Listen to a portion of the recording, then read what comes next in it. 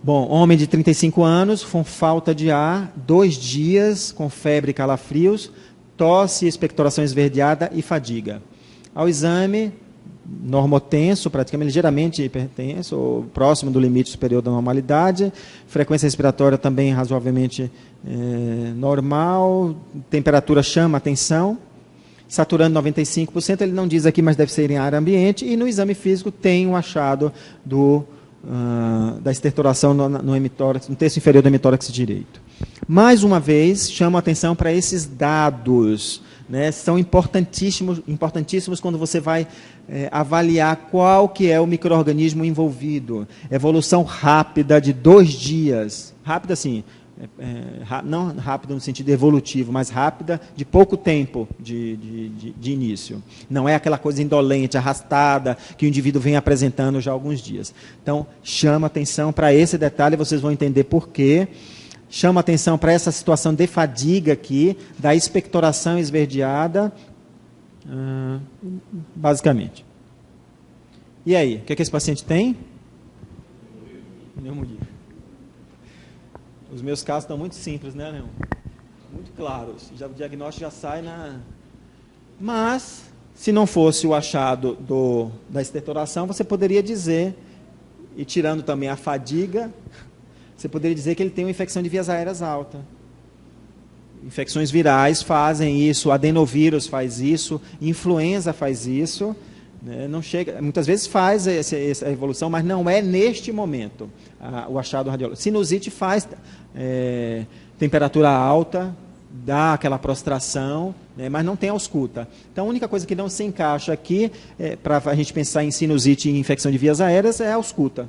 O que reforça mesmo a possibilidade de ser uma pneumonia. O raio-x já vem confirmar isso, um padrão de consolidação homogênea aqui na base do hemitórax, mas aí você vai fazer também um hemograma, né? E alguém vai me dizer por que tem que fazer hemograma.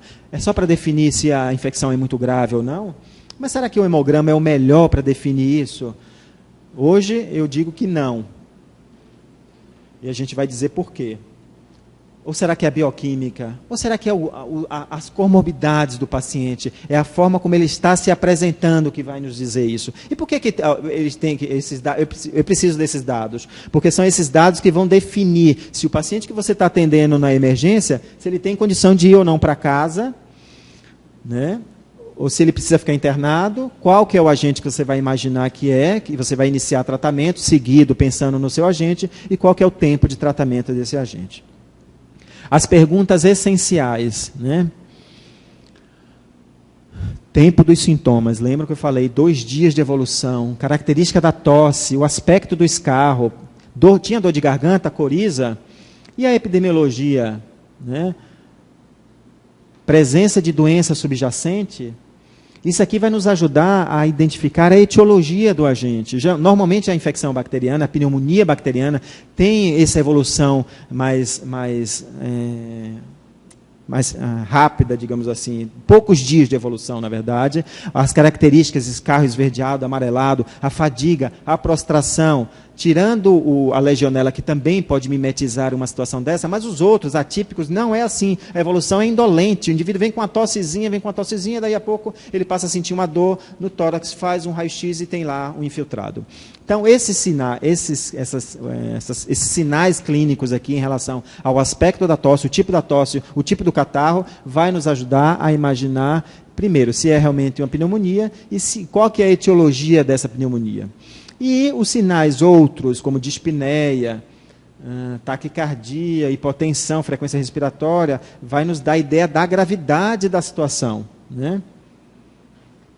Tanto quanto a questão da ausculta, que pode predizer algum nível de complicação. Por exemplo, se você não ouve estertor lá e já ouve um murmúrio abolido, você já pode pensar que esse paciente está fazendo uma infecção complicada, um derrame pleural aí, ou um derrame parapneumônico, ou um empiema pleural propriamente dito.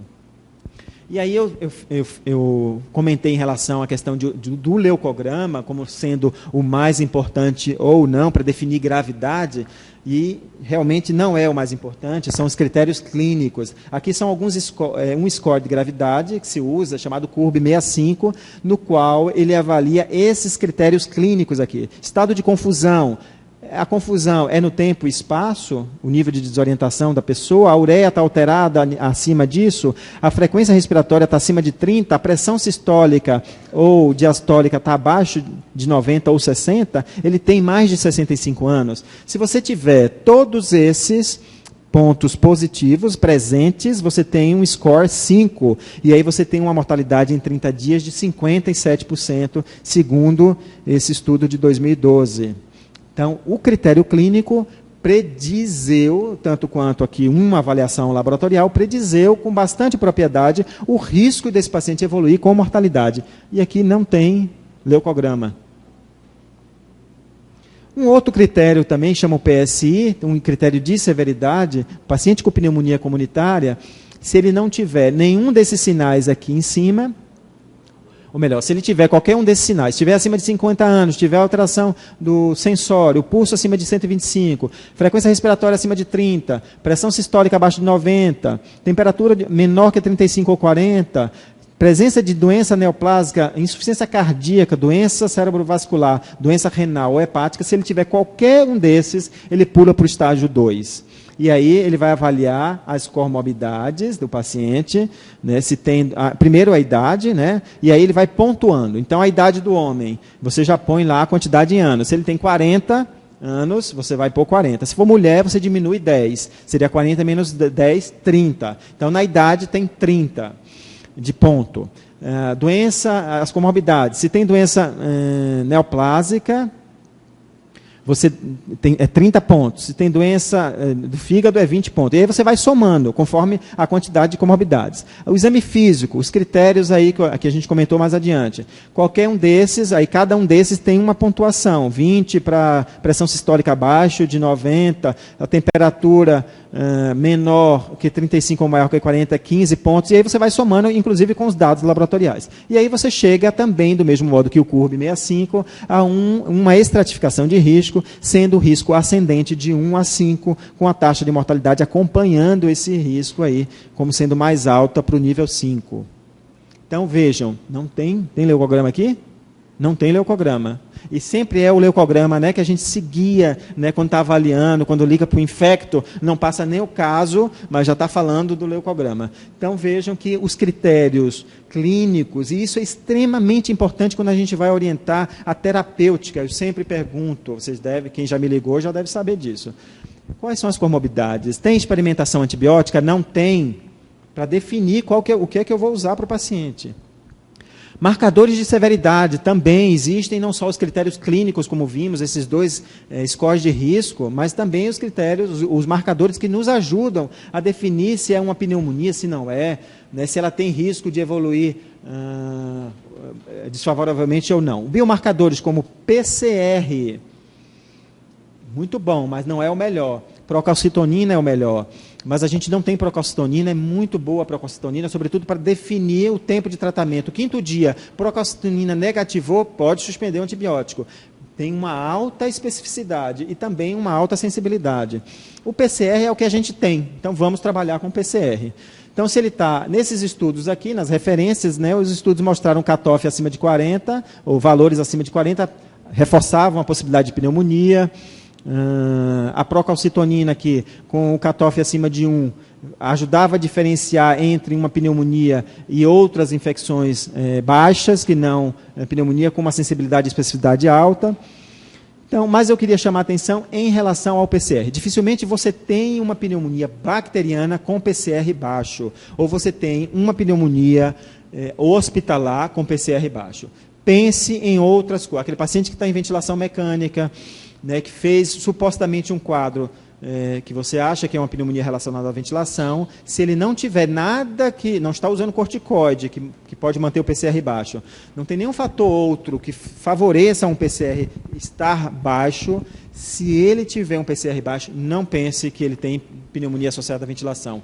Pense que ele deve ter uma outra complicação que está desfavorecendo a evolução do ponto de vista da sua mecânica ventilatória. Ele deve estar fazendo atelectasia, pode ser um derrame pleural que está comprimido, a complacência pulmonar não está adequada, ele não deve ter uma nova infecção.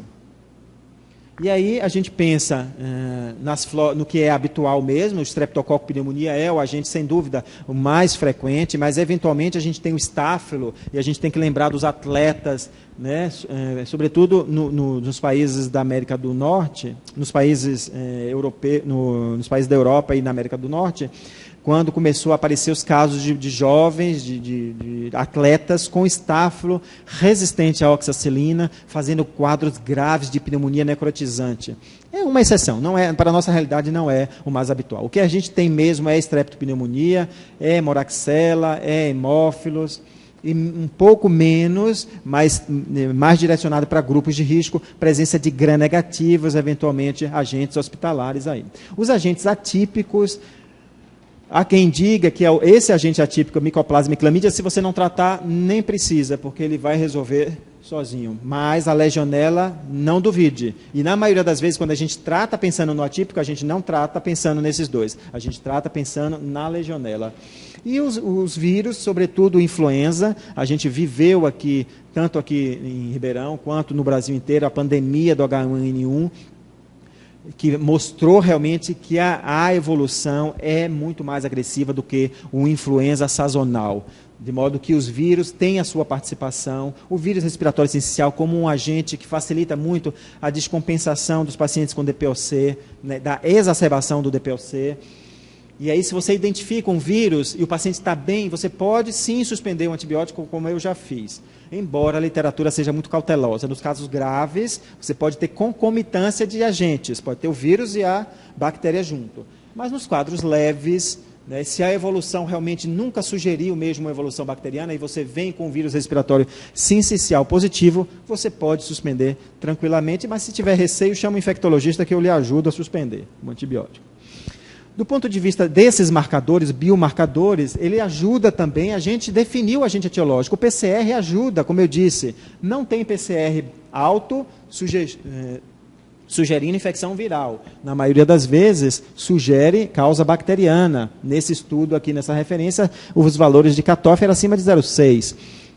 A procalcitonina, aqui também, diferenciando legionela de streptopneumonia, legionela com PCR mais alto, né? A procalcitonina do mesmo modo, a procalcitonina, como eu falei, ela, a cada dia de melhora, ela reduz o seu valor em 50%. Né, e ela já começa a aparecer com 6 a 12 horas do início da infecção. Ela sendo negativa, reduz o uso nesse estudo aqui de antibiótico de 59,3% a 32,6% de frequência de uso. Então, são marcadores que não só ajudam a definir se é uma pneumonia ou não, né, ou bacteriana, mas também ajuda a gente a definir a possibilidade do agente etiológico. Mas existem outros exames que devem fazer parte do seu pool, né, do seu arsenal de diagnóstico. Sangue, coleta de sangue, hemocultura, só tem positividade em 20%, eu vou colha. Porque, às vezes, e não é infrequente, a gente identificar o micro-organismo na hemocultura e a gente consegue descalonar o antibiótico depois. A identificação urinária, a gente fica muito frustrado, enquanto infectologista, de ler esses artigos todos, essa publicação bem recente de 2013. Antígeno urinário do pneumococo, lindo, maravilhoso, né? Pergunte quem é que faz. Em lugar nenhum, nem no HC faz. Aqui é antígeno, esse aqui a gente consegue fazer, em São Paulo a gente até conseguia. A pesquisa do antígeno pneumocócico, do streptopneumonia, a gente conseguia fazer, identificava isso no sangue, e é interessante, principalmente naqueles casos que você já iniciou o antibiótico, que você não vai conseguir recuperar o micro-organismo, fazer ele crescer, porque o nível sérico do antibiótico vai inibir o crescimento dele na placa de cultura, mas você consegue identificar a partícula dele. Então, a pesquisa do antígeno pneumocócico é interessante quando você já iniciou o antibiótico e você tem a chance ainda de recuperar o micro-organismo através de uma evidência do seu antígeno. A coleta de nasofaringe para influenza, a gente lá no hospital até usa, mas eu já conversei com o pessoal do laboratório, não adianta, a sensibilidade é muito baixa. Quando vem negativo, é o suave lá para a influenza sazonal, que eventualmente acho que vocês até pedem também no pronto atendimento, mas vem negativo, não afasta. né? Ó, a sensibilidade, 50% a 70% apenas. Ao passo que se você faz a pesquisa molecular, RT-PCR, especificamente aí para a nossa cepa pandêmica do H1N1, a sensibilidade é 85% a 95%. Né? Então, o padrão ouro para a identificação de influenza hoje é o RT-PCR. A sorologia para micoplasma também difícil. Você colhe agora, colhe na fase aguda, tem que colher na convalescência. O paciente já teve alta e você vai vir com resultado retrospectivo. Não vai resolver, não vai ajudar em nada. Outra coisa, a legionela, antígeno de legionela, esse também é muito bom. Olha a sensibilidade dele, 70% a 80% com uma especificidade de 99%. Portanto, se tiver, acredite, é positivo, acredite que é a legionela. E isso ajuda muitas vezes a gente conduzir os nossos casos no que diz respeito à terapêutica. Então, o paciente chegou para você lá no pronto atendimento do São Lucas, né? Ele foi referendado para você avaliá-lo. Aí você, primeiramente, agora, depois da aula, você vai utilizar aí o CURB, eu espero, o CURB 65 ou o PSI, e vai calcular lá o risco desse paciente. Então, se ele tem um CURB entre 0 e 1, você diz que a pneumonia dele é moderada. Se ele tem um CURB de 2, eu acho que eu não estou enxergando aqui direito. Se tem um CURB de 2, você pode inferir que ele tem uma doença moderada, mas se ele tem um CURB maior que 2, um CURB 65 maior que 2, ou um PSI de 5, você diz que ele tem uma infecção severa. Por que é que você tem que definir isso? Por que é importante definir isso? Porque você vai, inclusive, orientar seu antibiótico mediante a gravidade do paciente ou não. Tanto quanto a terapêutica, se você vai fazer a terapêutica ambulatorial ou hospitalar. Então, o paciente que tem média gravidade, no nosso caso, o paciente não tinha risco nenhum. Se você for calcular, o CURB dele era 0. Risco de mortalidade, 1%. O PSI dele, do nosso caso, também, 0. Mortalidade baixa. Então, ele era um paciente que se enquadra aqui nesse tratamento ambulatorial. Você pode iniciar, para essa faixa etária, amoxicilina para ele. Não diria amoxicilina, mas talvez um amoxiclavulanato. Dá para utilizar tranquilamente. Então, você inicia, observa a evolução em 48 horas. Se não melhorou, você troca para um macrolídeo. Possa ser que mesmo com uma... E tem razão de ser, esse quadro mais brando, menos grave, pode ser um agente atípico, como eu comentei aqui. Se ele está moderadamente instável, mas tem fator de risco para legionela, contemple no seu arsenal terapêutico o uso de uma quinolona isoladamente, uma fluoquinolona como levofloxacina, ou uma associação de cefalosporina de terceira com macrolídeo. A associação de levofloxacina, para mim, do ponto de vista de custo-benefício, é melhor, né? Porque se eu posso utilizar um antibiótico que já faz o papel de cobrir os atípicos e os típicos, por que eu vou usar 2 antibióticos? Né? Gastando mais e podendo promover resistência de bactéria a mais. Então, se ele tem uma doença moderada, pense em legionela, inicie um esquema mais amplo e faça a investigação de legionela. Se positivou, você deixa a levofloxacina ou a amoxicloxacina. Se é negativo, você mantém o esquema que você já tinha preconizado inicialmente. Se a doença é grave, do mesmo modo, né, tem um score de gravidade alto, faça o uso da levofloxacina ou amoxicloxacina como monoterapia ou a associação de céfalo terceira. Por que no doente grave, gente, por que a maioria dos estudos mostra que você tem que fazer uma associação mais ampla? Porque senão não dá tempo. O doente grave, ele morre com 48 horas. E aí você pega depois o resultado e viu, eu devia ter feito. Então, na verdade, o grave, você sempre tem que contemplar essa possibilidade de uma flora mais ampla, porque não vai dar tempo de você evoluir, de observar a evolução dele de 48 horas. E aí, outros esquemas de tratamento, né, que eu acho que é bem o que a gente faz aqui mesmo, paciente ambulatorial, sem fator de risco. O nosso paciente aí, no caso, jovem, sem fator de risco, não tem nada. Beta-lactâmico, pode dar cefaloxima sim, pode dar amoxiclavulanato, pode dar macrolídeo, claritromicina, ozitromicina, tranquilo. Lá eles usam muito, esse é um estudo de 2013, eles usam muito tetraciclina e doxiciclina. Não é a nossa realidade aqui de Brasil, não estou falando nem de Ribeirão Preto. Se tem fator de risco para doença pneumocócica resistente, aí já pensa um pouquinho diferente. Use uma fluoquinolona ou associe um beta-lactâmico com um macrolídeo. Se esse paciente está internado, mas ele não está internado numa área crítica, continue usando a levofloxacina, uma boa opção, ou mesmo essa associação. Se ele já está numa terapia intensiva, mas não tem fator de risco para pseudomonas, continue usando a levofloxacina. Você viu que a levofloxacina não é à toa que eu gosto dela, né, Leão? Você vê que ela se enquadra em todas essas possibilidades aqui. Agora, se ele está numa terapia intensiva e tem fator de risco para pseudomonas, reveja seu esquema, não use fluoquinolona respiratória isoladamente, e sim associada a um beta-lactâmico ou, eventualmente, com aminoglicosídeo junto. E ele chama a atenção dos estáfilos que eu comentei, estáfilos de resistência. Outra tabela aqui, uma vez identificado o micro-organismo, vá fazer a orientação do seu antibiótico. Chegou lá a hemocultura, o aspirado traqueal veio com estreptopneumonia.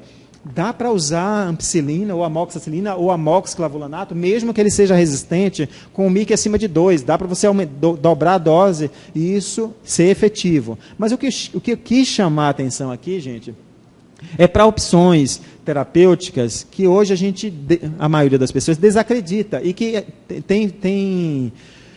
tem o seu papel. Estafilococcus, né? Sensível à oxacilina, dá para usar amoxicilina tranquilamente, não precisa usar oxacilina. Dá para usar cefalotina, cefalosporina de primeira geração, mas isso você tem que ter certeza que é um estáfilo, né? Já tem o bicho identificado. Klebsiella, Bactrim, é sensível ao Bactrim, não tenha medo, o Bactrim não é para tratar trato urinário mais, inclusive, né? A gente viu lá a resistência da E. coli em torno de 40%.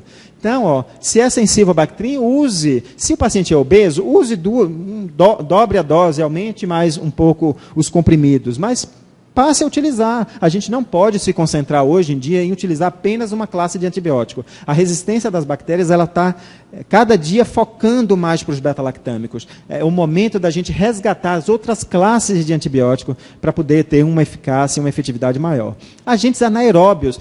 Quantas pacientes eu recebo na UTI, a gente passa a visita com os pacientes vindo do pronto atendimento, com clindamicina e Rocefin para os quadros aspirativos. Então, vocês vão, depois disso, naturalmente, vocês vão passar a prescrever amoxiclavulanato, sem problema. Porque esses anaeróbios aqui não são anaeróbios de trato digestivo. A menos que o paciente tenha um processo obstrutivo e vomite e aspire conteúdo fecal, aí você não vai usar amoxicilina. Tá? Porque aí tem bacterióides fragílis que têm resistência à clindamicina, inclusive, muitas vezes tem que ser metronidazol. Mas anaeróbios de boca, peptococcus, são sensíveis à penicilina. Mas use amoxiclavulanato porque pega um pouco de gram negativo. Não use penicilina sozinha, não, porque pode ter um hemófilos na jogada também. Então, só para chamar a atenção, ó, você pode utilizar nos processos aspirativos amoxiclavulanato tranquilamente. Não precisa usar Rocefin e clindamicina. Agora, se o paciente tem uma pneumonia aspirativa, ele estava usando antibiótico em casa, aí desconsidere tudo, porque aí o fator de risco é completamente diferente. O paciente que está sob antibiótico terapia, ele está sob pressão seletiva. Então, se ele faz um evento aspirativo, ele faz um evento aspirativo com bactérias já selecionadas pelo antibiótico que ele estava usando, ou imediatamente antes, ou ao longo dos últimos 3 meses. Então, esqueçam isso aqui do que eu estou falando. Isso aqui é para pacientes que não têm experimentação antibiótica, que não estão sob pressão seletiva dos antibióticos. E aí o tempo de tratamento vai variar também conforme haja ou não a gravidade do paciente, com o fator de risco ou não. Em geral, é 5 a 7 dias para os casos leves, sem fatores de risco. Fatores de risco aqui, ó, antibiótico terapia prévia, comorbidades, pacientes institucionalizados. Não tem nada disso e a doença está leve, 7 dias está de bom tamanho. Se está mais... se tem fator de risco, mantenha também 5 a 7 dias, muda um pouquinho apenas a escolha aqui e a fluoquinolona entrando aqui também. Se o paciente está mais instável, portanto mais grave, e aqui o critério de gravidade é um outro índice de severidade chamado CRB65, que é entre 3 e 4. Então, se ele tem esse índice de severidade e não tem fator de risco para pseudomonas, trate em torno de 8 a 10 dias. Se ele tem fator de risco para pseudomonas, trate no mínimo de 8 a 15 dias. E quais são os fatores de risco para pseudomonas? Doença pulmonar estrutural, fibrose pulmonar principalmente, pacientes com experimentação antibiótica frequente e internações frequentes. Muito obrigado.